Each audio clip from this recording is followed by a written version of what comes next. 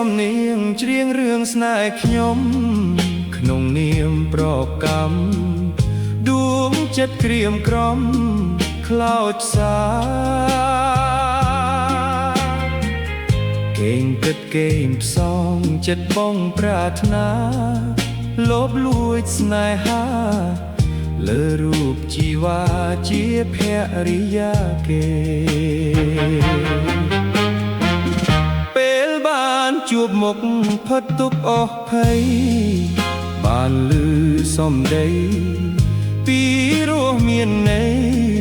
ម្លេះទេកម្មអ្វីពីអ្វីសាងពីបុព្វេជាតិនេះខុសគេអោខ្ញុំជួបស្នេហ៍លើបការមានម្ចាស់ដេកដាស្រមៃនឹកថ្លៃគ្មានភ្លេចទោះជាខំថ្មិចក៏នៅឃើញច្បាស់រូបអូនបវលអស់គ្រប់គ្មានតោះអត់ទាំងរឹកពីចរិយាសម្រស់ចិត្តចង់រួមរស់នឹងថ្លៃដឹងហើយឮហើយថាអូនមានគូចិត្តនៅតែដូរបំពេញតស៊ូ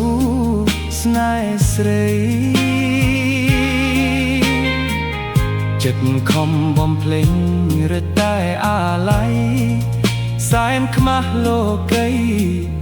ក្រមុំពេញដីហេតុអ្វីមិនស្ម័គ្រ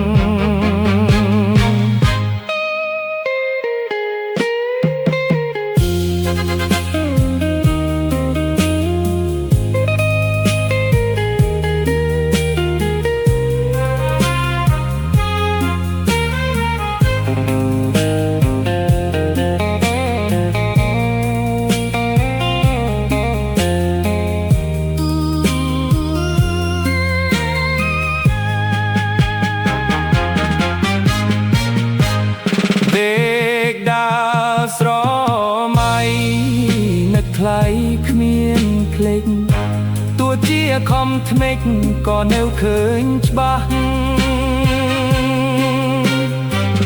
រូបអូនបបលីឡគ្រប់គ្មានតោះល្អទាំងរឹកពីចរិយាសម្រស់ចិត្តចង់រួមរស់នឹងថ្លៃដឹងហើយឮហើយថាអូនមានគូ